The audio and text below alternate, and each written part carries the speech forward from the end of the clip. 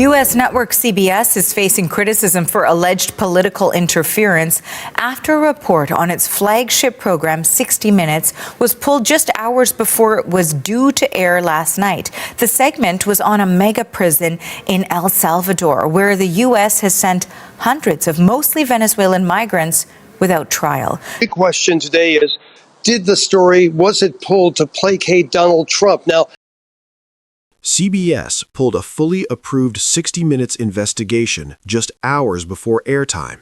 The report exposed how the United States has been quietly flying vulnerable migrants to El Salvador and depositing them into CECOT, a mega prison so notorious it's described as a warehouse for the living dead.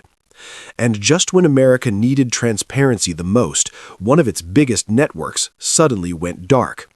Tonight, we dig into why the story vanished, what it reveals about Trump's second term, and why Canada, under Mark Carney, is emerging as the steady hand North America desperately needs.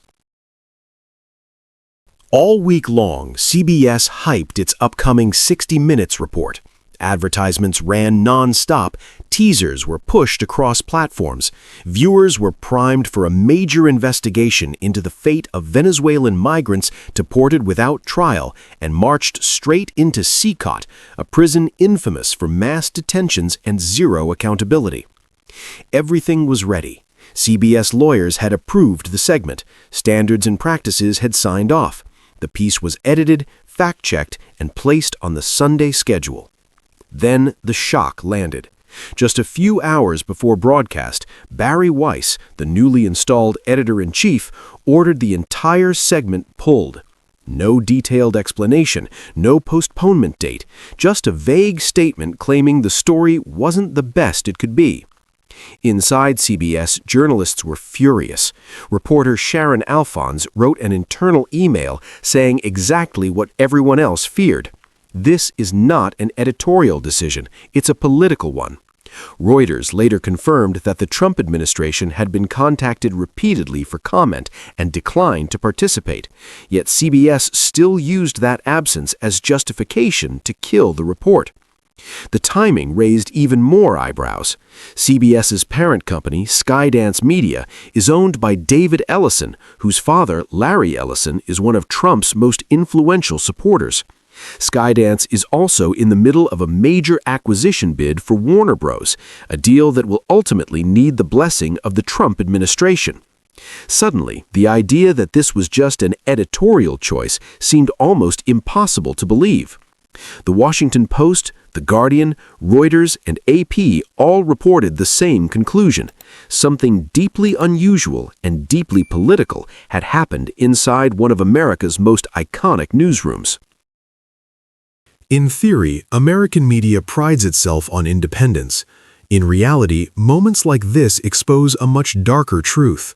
The White House doesn't need to call CBS and give orders. It doesn't need to send threats. When media ownership is tied to political benefit, when billion-dollar acquisitions depend on presidential approval, the pressure doesn't need to be spoken aloud. It's baked into every decision. A story that embarrasses the administration becomes a liability. A story about detainees treated like disposable cargo becomes a risk. And a story linking Trump's immigration crackdown to a foreign megaprison becomes outright dangerous. That's why this moment matters. A powerful newsroom didn't collapse because of one executive. It collapsed because the political ecosystem surrounding Trump rewards silence and punishes scrutiny. This is how institutions erode, not overnight, but one censored segment at a time. The CBS report centered on migrants who believed they were being sent back to Venezuela only to discover they were being redirected to El Salvador.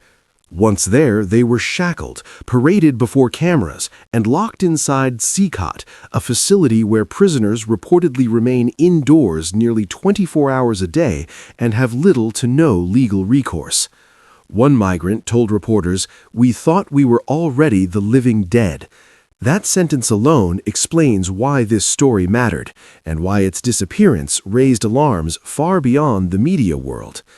The United States is not just deporting people, it is outsourcing the harshest parts of its immigration system to foreign governments with fewer checks, fewer protections, and almost no oversight. Instead of debating whether these policies are humane or legal or even strategically sensible, the American public was denied the chance to even hear the truth. This saga unfolds against a backdrop of rising political turbulence in the United States.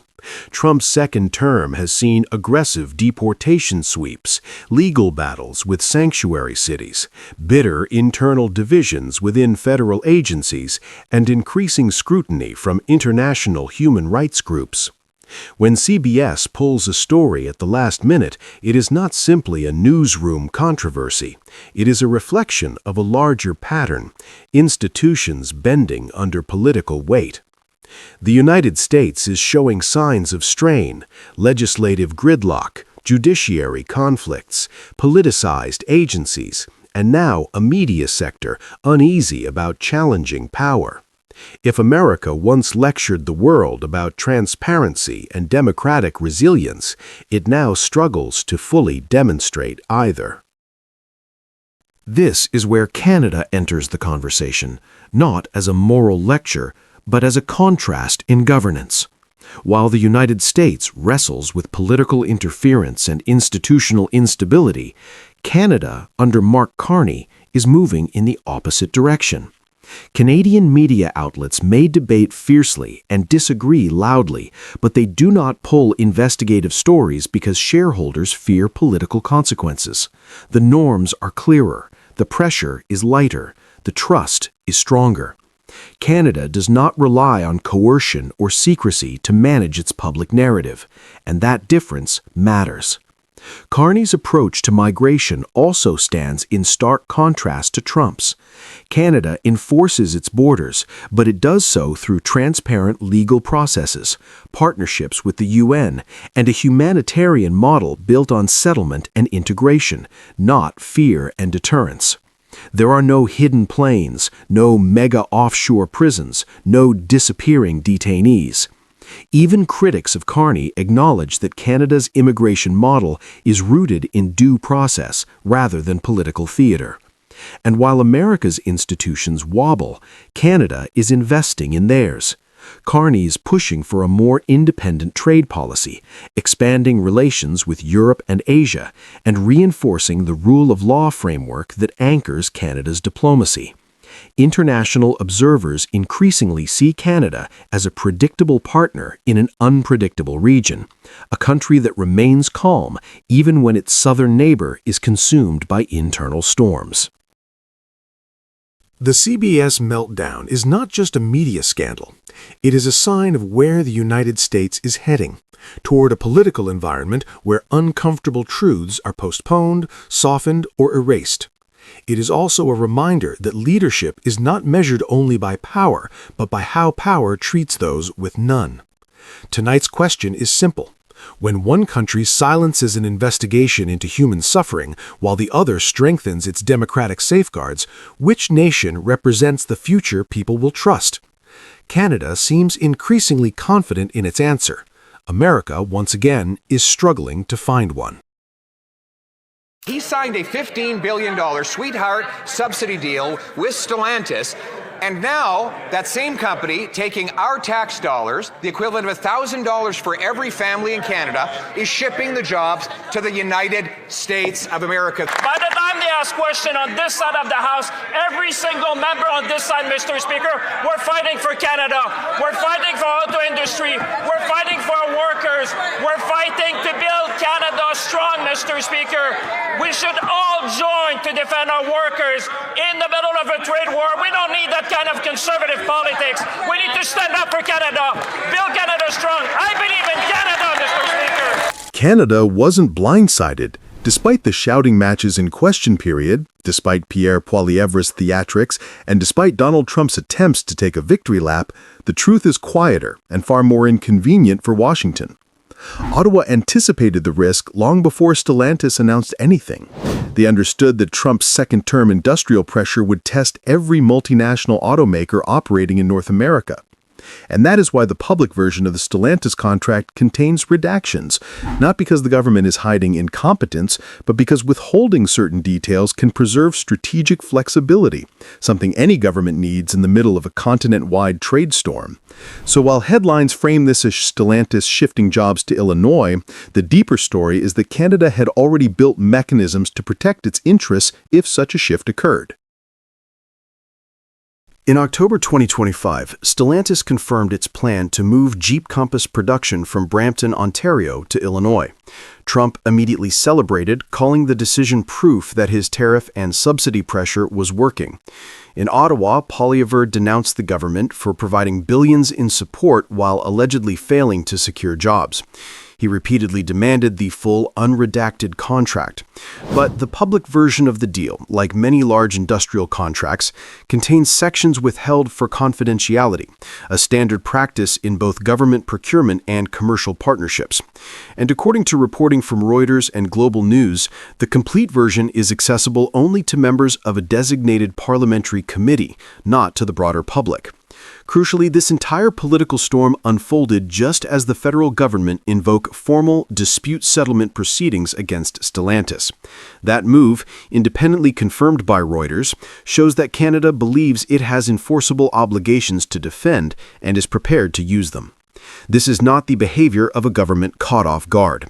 It is the behavior of a government acting on provisions it expected it might one day need. Opposition critics have framed the redactions as a cover-up, but several analysts and industry observers have suggested a more straightforward explanation. Redactions in industrial contracts are common because they contain commercially sensitive material, negotiation positions, or compliance frameworks that cannot be released without compromising future bargaining strength. While the precise contents of the redacted sections remain undisclosed, it is reasonable and consistent with standard practice to assume they may relate to performance obligations, investment conditions, or consequences tied to failing to meet agreed-upon targets. Nothing in public reporting contradicts the idea that such clauses could exist, especially because Canada initiated dispute proceedings only after Stellantis announced its shift. The key point is this: the redactions are not proof of wrongdoing. They are a sign that the contract contains binding material Canada does not want misinterpreted, weaponized, or exposed in the middle of an ongoing trade standoff. To understand why Stellantis made the move, we must understand Trump's broader strategy. His second-term trade doctrine is built around aggressive tariffs, including the revived 25% auto tariff, and a system of targeted subsidies designed to lure manufacturing into the U.S. Stellantis did not act out of ideology. It acted under pressure. Trump needed a symbolic reshoring win. Stellantis wanted to secure American incentives. The two priorities aligned. But neither Trump nor Stellantis controls the legal agreement governing the company's Canadian operations. Canada does. And that contract, whatever its full contents, is now the basis for Ottawa's formal challenge.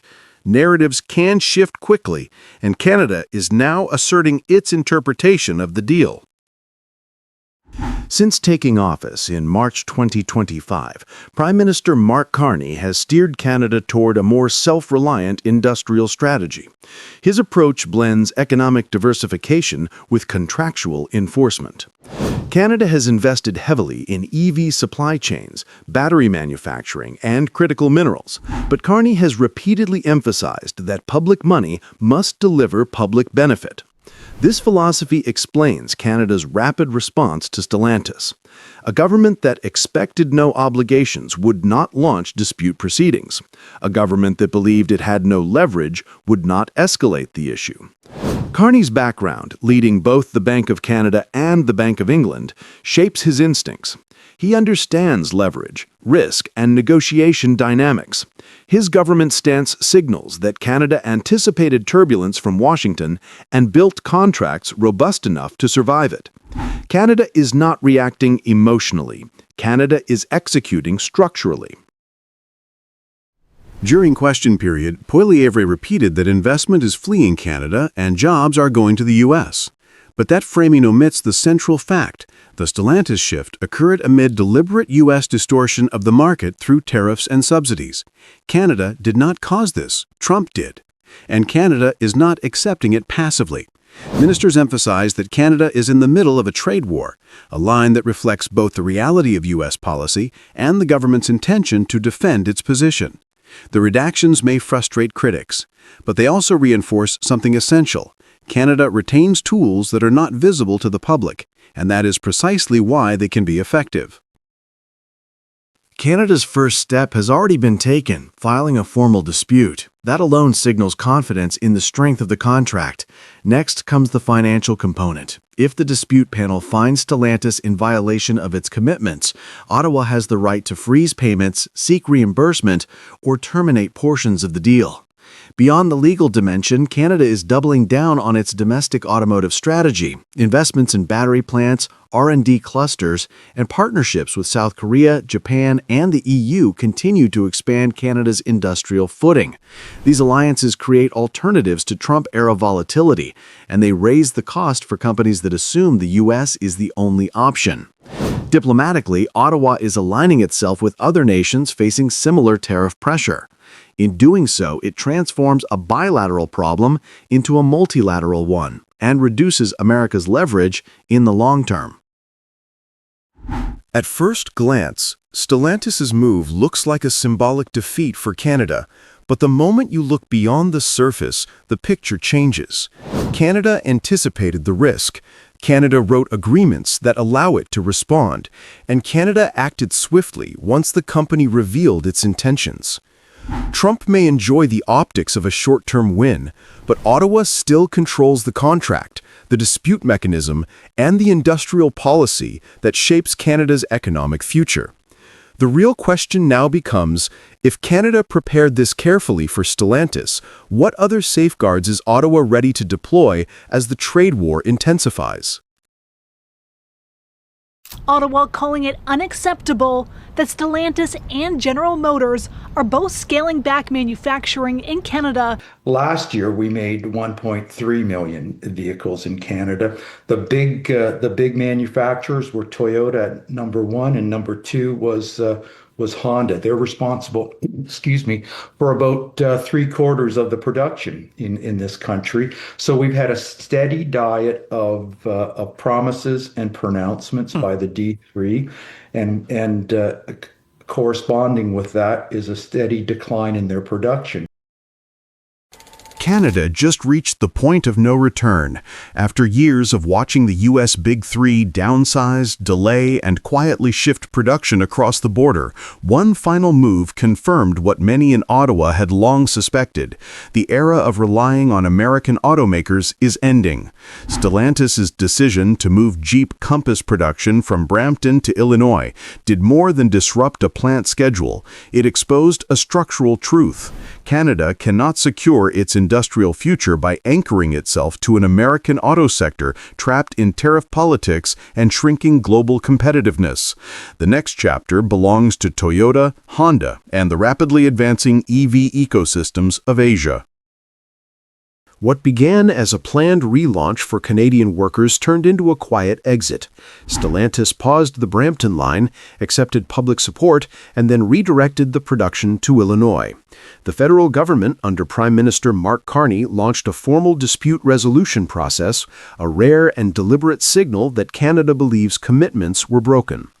Ontario aligned with Ottawa, reflecting a shared understanding that this moment is bigger than Stellantis. It is the clearest proof yet that the Detroit Three no longer treat Canada as a core part of their long-term strategy. Beyond the immediate dispute, the deeper story came from the data that surfaced in the national conversation. Analysts pointed out that this wasn't an isolated corporate decision, but the result of a 20-year decline. At the turn of the millennium, Detroit's automakers dominated Canadian production. Today, that dominance has evaporated. Toyota and Honda now account for most vehicles built in Canada, while GM, Ford, and Stellantis have steadily lost capacity, relevance, and industrial commitment. The numbers tell the story with brutal clarity. In 1999, Canada produced nearly 3 million vehicles. Last year, that number fell to 1.3 million, and three-quarters of that output came from Toyota and Honda. GM, once responsible for more than 1 million units here, now produces only a fraction of that. Ford's footprint has shrunk dramatically. Stellantis remains in Windsor, but even that presence feels more fragile than strategic. And this erosion is not merely statistical. It has shaped economic psychology across Canada. Entire communities that once depended on American automakers have endured repeated shocks, from sudden line shutdowns to disappearing investments. Governments have spent years chasing promises from companies whose strategic priorities no longer include Canada. This collective experience has changed the country's tolerance for uncertainty. Instead of waiting for another round of plant closures, Canadians are increasingly demanding an industrial strategy that rewards reliability over nostalgia. This is why the Stellantis pullout hit so hard. It confirmed that the old model is broken and pushed Ottawa into a far more assertive posture than previous governments dared to take. The decline of the U.S. Big Three is no longer a matter of opinion. It is a measurable reality. South of the border, Donald Trump's tariff-heavy America First agenda has pushed auto costs sharply upward. His 25% to 100% tariffs have disrupted supply chains, hindered investment, and created uncertainty that harms both American and Canadian workers. Manufacturing output in the United States has repeatedly fallen this year because automakers struggle with rising costs and unpredictable trade conditions. Far from strengthening the Detroit Three, these policies have highlighted how vulnerable they have become. Meanwhile, Toyota and Honda have quietly become the pillars of stability in Canada. They invest steadily, expand cautiously, and remain insulated from the political turbulence that surrounds the American automakers. They deliver reliability, something the Detroit Three have failed to offer for years. The global context adds an even sharper edge to Canada's strategic rethink. The auto race today is shaped by technological ecosystems, not by national brands. The U.S. ecosystem is slowing under the weight of legacy structures and protectionist reflexes. China, Japan, and South Korea are accelerating because they prioritize innovation cycles measured in months, not years. Their EV networks are integrated, mineral supply chains optimized, and battery breakthroughs constant. This divergence has become too large for Canada to ignore. American manufacturers are pouring resources into defending old market share, while Asian ecosystems are busy defining new standards for batteries, drivetrains, charging, and software. Canada's own critical minerals, from nickel to cobalt to lithium, align naturally with fast-moving EV innovators, not with companies trying to preserve outdated models. This is why Ottawa's diversification push feels less like a pivot and more like an overdue correction. For the first time, Canada can leverage its mineral wealth, clean grid, and advanced workforce to join global leaders rather than trailing behind American stagnation. The opportunity is not theoretical, it is immediate, and countries across Asia and Europe already recognize Canada as a strategic EV partner in a way Detroit no longer does. Carney's strategy reflects this shift. Canada is widening cooperation with Japan and South Korea, strengthening mineral-to-battery corridors with the EU and the UAE, and reopening structured dialogue with China when it serves national interests. The message is simple. Canada will choose partners based on performance, not proximity. Stellantis may have intended to leave quietly, but instead, it forced Canada to confront a larger truth. The country's auto future no longer lies in nostalgia for Detroit or in hoping American manufacturers will rediscover their former global stature. It lies in forging partnerships with companies and countries that are shaping the next generation of mobility. Toyota and Honda have proven their stability. South Korea and Japan offer advanced battery and EV technology. Europe is seeking dependable North American supply links. China despite its complexities, leads the world in EV innovation. And as Canada stands at this crossroads, something fundamental is shifting in the national mindset. Canadians are increasingly aware that industrial security cannot depend on another country's political cycles, especially one as volatile as the United States under repeated tariff shocks. Communities that once built their identity around American automakers are now asking harder questions, not about how to bring those companies back, but about why Canada tolerated such dependency for so long. This new clarity is shaping public expectations. Canadians want a future built on partners who invest consistently, respect commitments, and see Canada as essential rather than optional. This moment is not just an economic pivot. It is an assertion of national confidence. The question before Canada is not whether it should pivot. It is how boldly it is willing to embrace the shift.